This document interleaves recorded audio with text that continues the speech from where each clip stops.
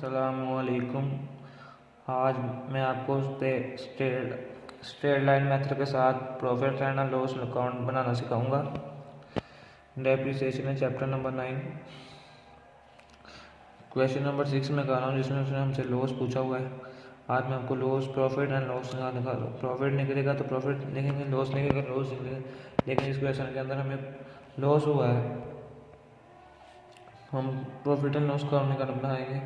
A company purchased a machine second hand ₹8,000 on 1st April 2002. They spent ₹450 on its overhauling and installation. Depreciation is written off at 10% per annum on the original cost method. ये देखिए, original cost method state line का ही दूसरा नाम है, एक और नाम है। On 13 June 2005, the machine was found to be unsuitable and sold rupees spent. So prepare the machine account for 2002 to 2005, using that the account are closed on 31 December every year. अब आपको मैं उर्दू में बताता हूँ कि इसमें सवाल में वो पूछ क्या रहा है हमसे।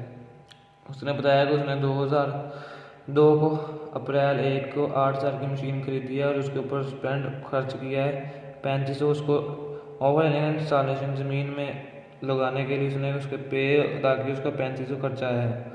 डेप्रिसिएशन रिटर्न ऑफ 10% डेप्रिसिएशन के ऊपर उसने ली हुई है।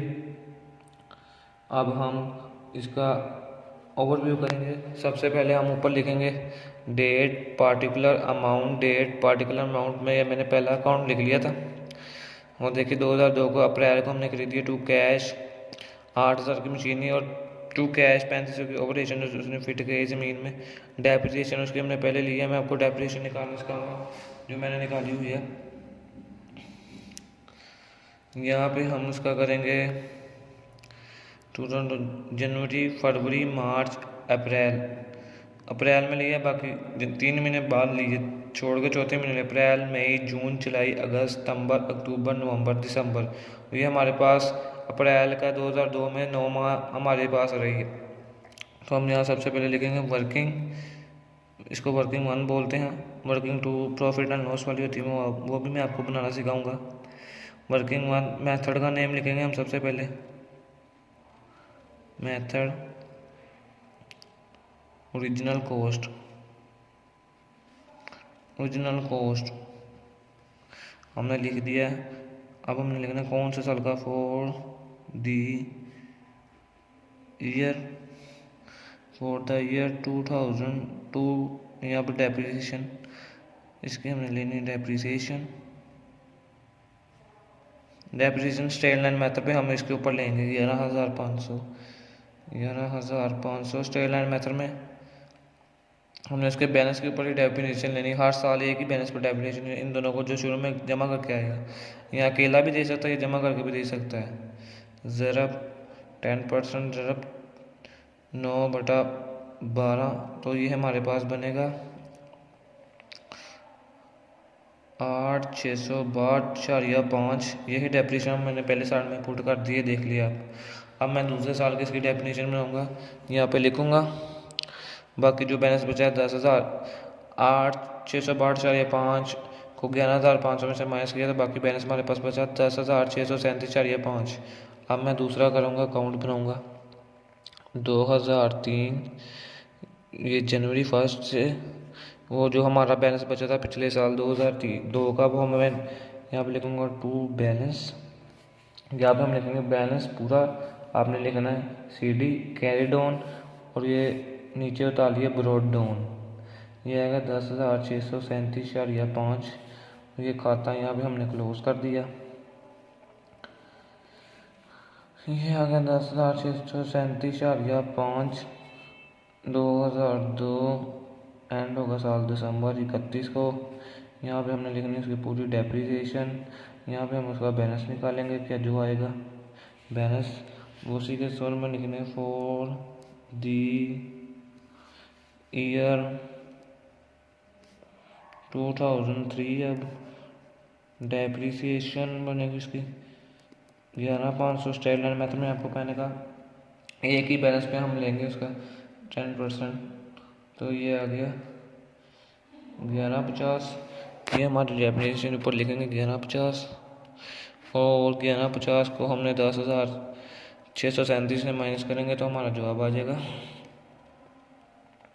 माइनस करके देखते हैं क्या आता है। माइनस किया तो हमारे पास है 9,487 4 या 5, दोनों को जमा किया दोनों 10,000 बनेंगे। अब हम यहाँ लिखेंगे 2004 जनवरी 1 टू बैलेंस, वही वाला बैलेंस ब्रॉड डाउन जो हमारा 2003 के एंड पे बचा था, 2003 के आखिर में बचा था 9,487 या 5 नीचे उतारा, खाता यहाँ पे क्लोज किया। अब इसकी डेप्रिसिएशन 87.5, यहाँ पे हम इसको लिखेंगे डेप्रिसिएशन, यहाँ पे हमने लिखा 2004 दिसंबर 31 डेप्रिसिएशन, उसकी फिर 1150 आ जाएगी फॉर द ईयर 2004। ये मैं वैसे आपको समझाने के लिए आपने वैसे लिखना पूरा ही है डेप्रिसिएशन की। फिर उसका हमने लिख 11,500 पर 10% लिया तो हमारे पास बचा 1150 आ गया हमारे पास। 1150 ऊपर लिख दिया। अब हम 9,487 4 या 5 में से 1150 माइनस करेंगे तो हमारे पास आ जाएगा 83.37 83.37 और यह आ गया 9,487 दोनों बराबर। अब हमारा आखिरी अकाउंट बनने वाला है 2005 में, जिसमें हमारा प्रॉफिट एंड लॉस अकाउंट बनेगा। ये बैलेंस हमने नीचे उतारा टू बैलेंस ब्रॉड डाउन, यहाँ पे बैलेंस कैरी डाउन से ब्रॉड डाउन 37.5, यहाँ पे हमारा खाता क्लोज हो गया चौथे साल का। अब मैं आपको इसका प्रॉफिट एंड लॉस अकाउंट बना दूँगा। पहले हमें कैश हम कहाँ से लेंगे, बुक के अंदर हमें बताया होगा उसने कितने की मशीन बेच गई है। कैश सोल्ड का मतलब बेच दी उसने, ये हमारी आएगी पार्टिकुलर्स के क्रेडिट साइड पर 6500, ये हमें बुक से ही मिल जाएगी। आगे हमने इसका निकालना है डेप्रिसिएशन पूरा लिखना है आपने, और प्रॉफिट एंड लॉस अकाउंट, ये जो आज हमने बनाना सीखना है, प्रॉफिट एंड लॉस अकाउंट आज हमने बनाना सीखना है। आगे हमने लेना है, उसने बताया है कि मशीन उसने बेच दी है on 3 June 2005, the machine was found to be unsuitable and sold 6500, ये मैंने लिख दिया कैश 6500 की उसने बेच दी है। कितने माह चलाई है, 30 जून को बेची है, जनवरी फरवरी मार्च अप्रैल मई जून, उसने अब 6 महीने चलाई है। हम इसकी 2005 का जब बनाएंगे, 2005 जब उसकी डेप्रिसिएशन लेंगे तो हमारे पास आ जाएगा 11,500 का, वही हम लेंगे 6/12%। 12 का मतलब 12 मंथ, एक साल के अंदर 12 महीने आते हैं और 6 महीने हमारे पास चली है, तो 6/12 करेंगे, उसका 10% लिया तो हमारे पास आ गया 575। आप अपने साथ अपना कैलकुलेटर पास रखेंगे तो आपको समझ लग जाएगी 575। अभी हमने ये नहीं लिखना, अभी हम यहाँ पे मैं आपको प्रॉफिट एंड लॉस अकाउंट बनाना सिखाता हूँ अगले सफ़े पर। प्रॉफिट एंड लॉस अकाउंट हमारी मशीनरी थी, आज हम ये बनाना सीख रहे हैं profit and loss account. Working to इसे कहते हैं, वर्किंग टू, और ये बहुत ज़रूरी है बोर्ड के पेपरों में के लिए करने के लिए। अगर हम ये वर्किंग नहीं शो करेंगे तो हमारे नंबर कट जाएंगे, बहुत चांस है हमारा सवाल भी गलत कर दिया अगर हम वर्किंग ना उसको करके दिखाएंगे। तो 11,500 में से पहले 2002 की हमने डेप्रिसिएशन की, आपने पूरा डेप्रिसिएशन लिखना है, मैं आपको समझा रहा हूँ इसलिए मैंने आधा लिखा है। हमारी आई थी 8,662.5, ब्रैकेट लगाएंगे तो हम उससे समझ जाएगा हम माइनस कर रहे हैं इसके। तो हमारे पीछे बची थी, ये देखिए पीछे करके देखते हैं क्या बची थी हमारी, 10,637.5, 10,637.5। आगे हमने 2003 की उसकी डेप्रिसिएशन करनी है, फिर हमारे पास 1150 आई थी, हमारे पास आंसर आया 77.5, ये हमारी बुक वैल्यू 2005 तक।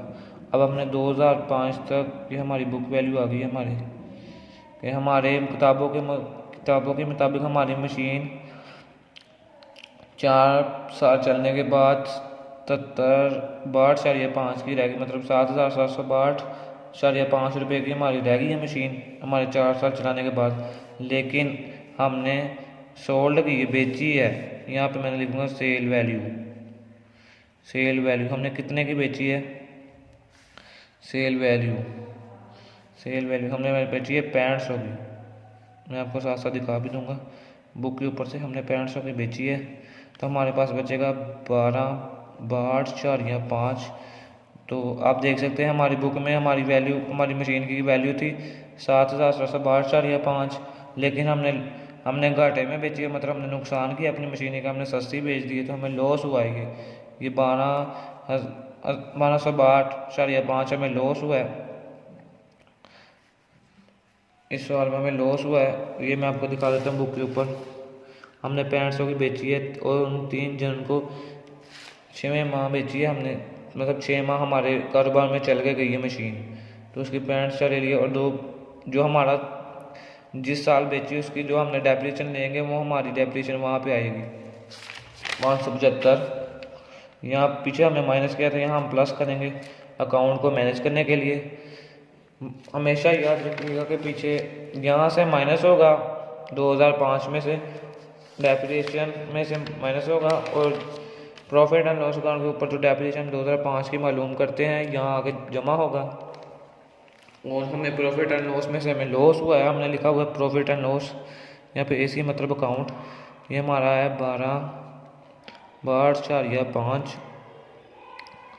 और यहाँ पे हमारा सवाल मुकम्मल हो गया।